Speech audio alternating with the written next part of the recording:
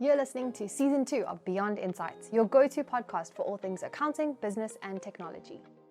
Unsure how to improve your leadership skills, or whether you're suited to being a leader to begin with? Looking for ways to build a stronger team or take better risks?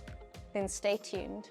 From cybersecurity, blockchain, and AI innovations to sustainability, employee retention, and work-life balance, we've got you covered. We speak to knowledgeable and insightful guests from varied backgrounds, industries, and locations from all around the globe.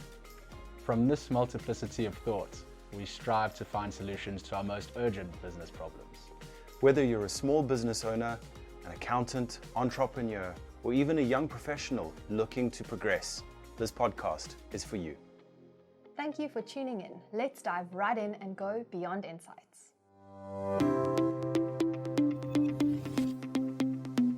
Hi everyone, today we are speaking to Tony King, who's the Senior Vice President of Pricing, Packaging and Commercialization Strategy at Xero.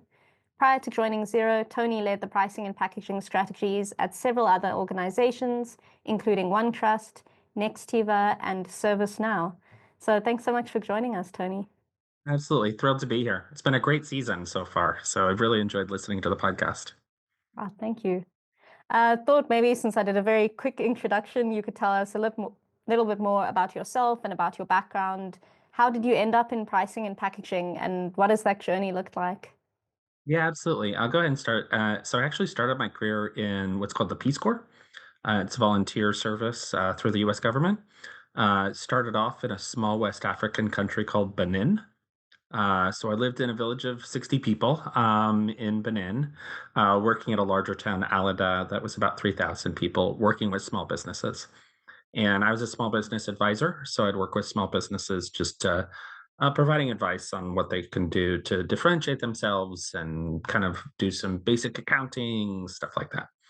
I did it twice. I did it once in West Africa, was there for 6 months, and then for 3 years in Paraguay in South America. And so coming back to the Bay Area in California, where I grew up, had gotten married in Paraguay, knew I wanted to start my career and knew I wanted to work with small businesses. So I actually started at Intuit in the finance department. And I loved a lot about finance. I loved the financial modeling, but I always wanted to get closer to customers. So I would spend kind of an hour every week just listening in on customer calls, just to try and get better understand our customers. A role opened up in marketing, leading a new pricing team. They'd never had somebody doing pricing before. And it felt like a good opportunity as kind of a bridge role into marketing. I've been on this bridge for almost 15 years now. I don't think I'm going to make it to the other side. I've really enjoyed it. And was at Intuit for about 12 years, Sage for a year, and then you mentioned some of the other companies I was at before being thrilled to be here at Xero. So, yeah. That's such a cool background, really, really interesting story. And I love, starting off working with small businesses and really, I mean, Xero is also software for small business, so that trajectory makes sense.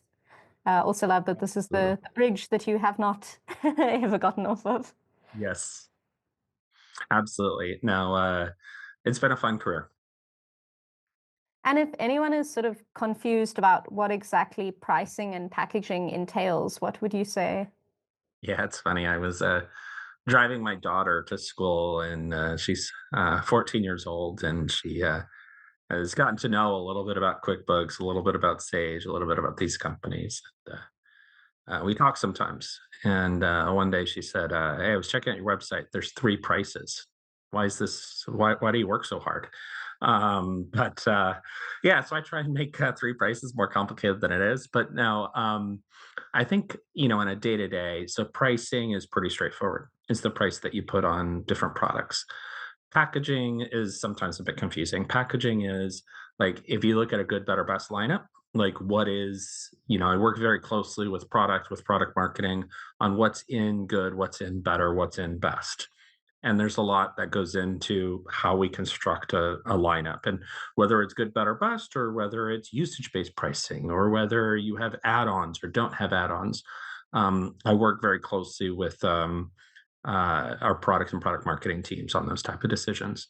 Commercialization is more like business models. So it's a lot when we have M&A or we have partnerships, working to figure out, well, how are we going to make money off of this? What are we going to do here? Are we going to combine these two and just sell them separately? Are we going to bundle it in? That's a lot of the commercialization part of my role. So quite a variety of day to day, but I really enjoy getting in. Yeah, I think it's definitely a lot more complicated than what your daughter was saying of just, oh, there's Yes, three different exactly. prices. What are you doing all day? Yeah. And I think it's also a lot to do with figuring out what customers are actually looking for. I'm sure like what they would consider to be like best or better and finding the right. 100%. Yeah, pricing really is about understanding customers' value. I think many see it as a spreadsheet exercise driven by finance. That's how you end up getting bad pricing, how you end up getting kind of things that don't make sense to our customers, how you end up with multiple increases in a year, how you end up with when it's a spreadsheet exercise. The more you can understand your customers, understand the value that they have in your products, the more um, the better off you are as a pricing leader. Yeah, absolutely. So following on from that, what are some of the key factors that you will consider when you start designing a pricing model? Yeah, definitely. Really, first, if I were to go into a new company and starting like, hey, how would you evaluate their pricing? Or you're at a new startup and trying to think about how you do it. The first is just understanding customer value and understanding the differentiation in the value. And is everybody saying they value it at the same price? Or is there a difference? And do you have kind of segments that some are saying one price, some are saying a different price? And then can you start thinking about a good, better, best lineup? Or, often you start with how you charge before what you charge. So do you do usage-based pricing? Is this the right kind of business and industry for that? Do you do a good, better, best? How many add-ons do you have? A lot of that just depends upon what you're hearing from your customers.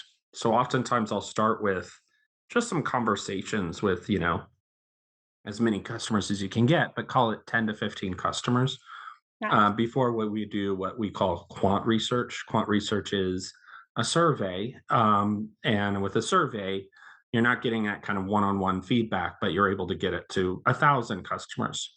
And there's certain kind of science that goes into how you ask certain questions in order to get the right insights that you need in order to create an effective lineup. Oh, it's really interesting. And I suppose returning to the idea of working with smaller businesses, how do you manage when you're thinking about pricing something for smaller businesses to balance something that's affordable with something that will make your business a profit? Yeah, absolutely. And a lot of it is just ensuring anytime I've worked with small businesses, I've been working with small businesses 15 years and much of it small business accounting software. Um, what I find is a great variety in what customers are willing to pay. So when I do kind of pricing research, I find some customers are willing to pay $100, some are willing to pay you $20 for the exact same thing. And that's why often a good, better, best lineup works well, is because it allows you to capture those at the $20 and ensure you have a package for those that just want to get started, aren't sure. Small businesses, a lot of them have a lot of uncertainty when they start their business. And so you want to have a package for them. Others are willing to pay more. They want to ensure that they get all the bells and whistles. They want to ensure they're doing everything correctly. And so you want to make sure you have a more robust package available for them and priced at a higher price point. So I would say, and then you try and find a middle one that kind of captures a lot of the market that you're looking for at the right price point for them. Yeah, that makes sense. I think some small businesses are going to be very price sensitive and they might not see the value in having a certain software. Maybe they think that's something that they'll only get when they're bigger, whereas others might come with a different perspective. So I think that's a good way to make sure you are covering all those different types of customers. Absolutely. Yeah. And how do you know when a software company's pricing model has become outdated or when it's maybe not so effective anymore? Yeah. Again, a lot of it comes from conversations with customers. And if you get out and you start talking to customers and outdated, you know, you're selling and customers are buying, so it can't be that bad. But if you're oftentimes your price too low. If no one's looked at pricing ever, oftentimes I'm the first pricing person into an organization, and the founder set a price 15 years ago and they've never adjusted it. And what that often means, and often when you're a startup, you're pricing at a level that, you're trying to capture a bunch of market share. And so often when I come in, and some of the signs are, if you think of a good, better, best lineup, most of your customers are probably going to be on the good in the middle skew. And the reason is loss aversion. And this is why you generally have a 3 SKU lineup is customers often feel more pain from loss than they feel gain from getting something. And so if you, let's say you only had a 2 SKU lineup, a good and a best, those who choose the highest will often feel they're missing out, that they paid too much because they have uncertainty going into buying a product. And so there's this feeling that they paid too much. Those on the bottom end often feel that um, I could have gotten more. And so a good, better, best has always proven to be kind of the most effective. Now, if a whole bunch of customers are on best, that usually means you're priced too low. And there's an opportunity to create another package on top of that, to try and attract customers. Now, the best way to do this, the most customer friendly way to do this is create that new package and live with the fact you'll have a 4 or 5 SKU lineup for a bit. At some point, maybe you deprecate the one on the low end, and you now have another option for customers and can start moving them up the ladder. Um, but oftentimes you don't have that luxury, and then it comes to price increases. And you know, when you find your way below kind of what the market is willing to bear, you don't want to go straight there. It's just too big of a leap. Customers, you may do all your research and your product is priced at $30. The market is telling you the right price is $200. To the customer that's paying $30, that's been paying $30 for a while, they see that as the fairest price. They don't see that $200 as the fairest price. And so it's got to be a fairly gradual transition, or you can just do it on new, grandfather existing customers in. There's different things that you can do to make it more palatable for your existing customers to go up. Yeah, it makes sense. You've got to kind of balance what people have been used to paying with your new customers and making sure that you are charging an appropriate price according to what other maybe similar businesses are charging. And I really like that idea of people are more worried about what they're missing out on. Yeah. I think that's a big one, this idea of you don't want to miss this. I think it works obviously in a lot of marketing as well. So I think that's really useful to remember. Absolutely. And if we think about um, maybe some of the psychology Yeah. rather behind how you price things, what are some of the pros and cons in terms of usage-based pricing versus flat rate pricing? Yeah, absolutely. First, I'll start with that, and then I've got some other kind of fun little psychological things in pricing and packaging that can be fun to bring up. Um, you know, Usage-based pricing. Often, the more you can align your price to the value the customers get out of your product, the better off you'll both be. And usage-based pricing often works really well for this, because usually, as a customer is using your product more, they're getting more out of it. So it allows you to price low for those who just have a simple need for your product, and price higher for those who use your product more. The other nice thing is, it scales up. And so you get kind of revenue growth on a year to year basis as your customers grow, as they're using your product more without having to resort to price increases. But it has the downside of not always being very simple. And there's some businesses where there's a usage metric that just makes sense. Everybody, that's the value you get out of it. You think of kind of the most famous example in my space is Snowflake. They have usage-based pricing. They found a meter that makes perfect sense. It aligns with the value that the customers get out of the product, and it scales with value. You think of accounting software, it's a lot harder to come to a usage metric. Do you make number of invoices your usage metric? Well, some customers get a lot of value out of your product and don't do any invoices. Do you make it kind of the bank reconciliation items? Then customers can start to feel they're being nickeled and dime. Every time they do a download from their bank, it's another kind of ching on how much they're paying. And so it very much is a balance of the alignment to the value customers get out of your product, but then also simplicity, ease of use. And I have found with small businesses, often they want the predictability of what they're going to be charged every month. And it's hard to come to a real strong usage metric that aligns with the value customers get out of you. And so for accounting software, I've generally gone a good, better, best. Now, that doesn't mean there's some parts of accounting software that can't be charged as usage-based pricing. A good example is paying employees. That's one where every time you add that you can start with a low price for somebody who has one employee, and then it scales with the number of employees you're paying and goes up. Or if you think of like accounts receivable payments, as you accept payment, it's a fee per transaction that scales as you use and also aligns with the cost that you're paying. So that's how I think of the trade-off. A couple other fun psychological things. First, I would say, I told you about packaging, and that's kind of what you put into kind of in a good, better, best lineup, how you do that. One of the things you want to avoid is what I call disqualifiers. Disqualifiers are things that customers know they're not. And so often as a business, you'll come up with something really cool and you'll think, let me put that in my highest package.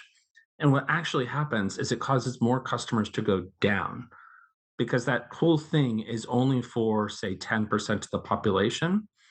And they see that in your good, better, best, and they say, that's not me. And so therefore, I'm not going to go to that package.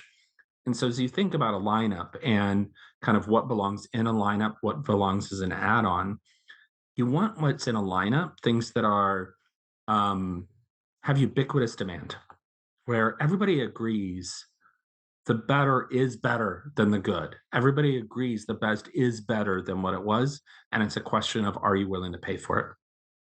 Anything that's more niche, you want to start taking as an add-on rather than embedding into your packages. And I'll leave you with one more kind of fun psychological thing. It's underappreciated how much price has an impact on your brand and who you are as a company. I was at a company where we actually increased price, but made it to every price ended with a 5 and a 0. So if you think of previously, the price was, 8, 16, 29. We would make it 10, 20, 30, which is a higher price. And when we tested, we actually saw an increase in new customers. And so often with and I think it was because the design on the website mattered. We were trying to communicate clarity. We were trying to communicate, we've got simple, beautiful, easy to use software. And when your price is too complex, it won't work. Well, I've worked at other companies where we were on the other side. We were selling to a very sophisticated buyer. We were competing with the company that had that strategy. And so our strategy was to do the opposite. If the pricing research said I should charge $30,000, I charged $29,482 because it looked like it was cost plus pricing.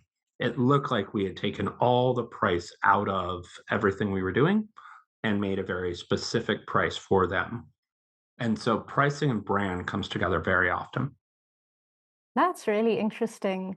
Is matching the appearance of the brand, even if you're saying you want it to come across as a simple brand, simple pricing, and the same way on the converse side with more 100%. sophisticated, yeah, users. That's really interesting.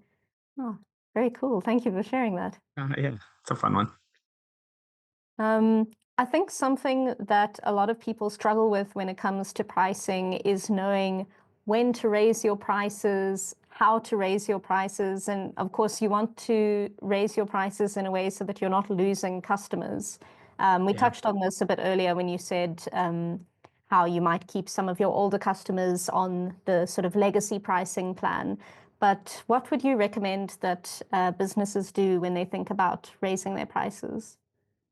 Yeah, first, I think come to a kind of multi-year strategy. You don't want to be that company that hasn't raised prices in 15 years, does a sudden, very dramatic price increase, and then doesn't do one again for several years. It creates a lot of fits and starts, and it also makes it hard on your revenue model. All of a sudden, one year you look like you just grew dramatically, and the next year it looks like your growth has stalled. And so I would say put together kind of a multi-year strategy rather than just a one-off. So do I recognize that I'm far below the price that I'm charging? And then how do I get there incrementally over time? And then I would also say that like, don't be scared of it. Um, Often you are delivering more value to your customers. You've made improvements to your product. And I find businesses are often quite scared their first price increase. And so first, make sure you're understanding your customer. Make sure you're doing it in a way that aligns with your values as a company and the principles and what you've set out to do. And then also do it in a way that reflects you and your brand. And go ahead and be confident in it. You've delivered value, and be confident in that, but also be principled and understanding and transparent.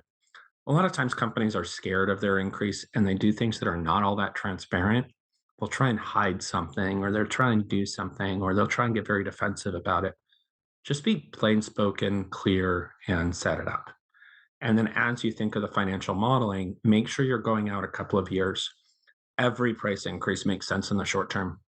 I've never seen a price increase, even some that are really, really poorly thought through, where it didn't create a pretty significant revenue bump the year you do it. However, many of them end up not making sense when you look beyond year one. And so make sure that your revenue modeling accounts for, because as you churn customers or as you acquire less customers, that takes a longer time for that to kind of make a real impact on your financial numbers. And so make sure you're looking at multiple years. Oh, I think really good advice. Always make sure you're planning a bit further into the future. And then I thought maybe we can look at some of the things that you've experienced, some of the things that have maybe surprised you about pricing over the years. What's one pricing change that's really surprised you in terms of the impact that it had? Yeah, I think often I want to make sure don't get into too many specifics here.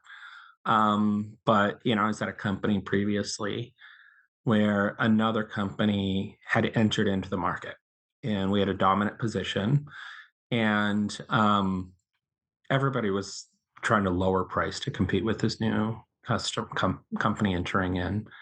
And I find that often is the first response to a new competitor is let's lower price and compete with them.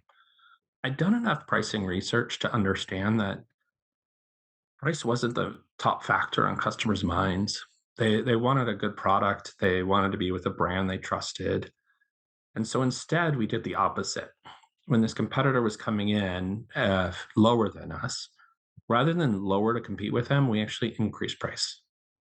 And we took the benefits from that increased price and threw it all into making our product better and increasing our spending on brand. And we saw a really large increase in our customers when we did that. all at now a higher ARPU, because we were able to take that price increase and throw it into product investments. That was probably the one that, you know, yeah, my math and my models all said this would work, but I was still, it was a big swing for the company, and so that was one that uh, ended up probably doing better than we expected. Yeah, I think that's really interesting because lots of people have this assumption, like you were saying, that we need to compete with the competitor in terms of price, that people are always very price sensitive. But actually, there are lots of different levels that you're competing on. And I think sometimes also if you've priced yourself higher, the implication is that your value is greater then, right? Why Yeah, would you be costing so much if you didn't have a great product? absolutely. Yeah, 100%. Maybe quite a big question. So it doesn't Yeah. have to necessarily be the biggest thing, but the question was, what do you think is the biggest pricing lesson that you've learned in your career? But it can also just be, yeah, the great lesson that you've learned that you think other people should know about. Yeah, my big thing is kind of my pricing mantra is find what makes you unique and charge for it. It's a pricing thing, but it's beyond pricing. Um, often, you know, I hate being at companies where it's just a commoditized and race to the bottom and price is all anybody cares about. And even when I enter companies and everybody says that's the case, I find no, there is something that's different. Our brand is different and how we go to market is different, even if the product is exactly the same. And if the product is still the same, find things that make you different. And so, and then charge for that. But I think the most important thing is like, and this is why I spend a lot of time when I go into a company trying to find out what makes us different. Why are we different than the competitors? Why are we different than using pen and paper or using Excel? What differentiates us? And how much do customers value that? And then aligning our pricing model to that. And so I would say that's kind of been my mantra throughout my pricing career. Find what makes you unique and charge for it. Yeah, I think that's a really good mantra to have. Yeah, I have some rapid fire questions to end off our episode. absolutely. So first one is, what's one piece of software, excluding Swift and Xero, that you can't live without? Yes. It's got to be Excel. Yeah, it's always used by pricing professionals. Love the versatility, love the ability to do the financial modeling. Yeah, there is still so much you can do with Excel. Yes, yes. What's the best book that you've read recently? There's one. It's not so recent, but I think it'd be good for you, whoever's interested in pricing and packaging. It's called Monetizing Innovation, and the subtitle is designing the product around the price. So often you create the product and then you throw it over to the pricing person to put a price on it.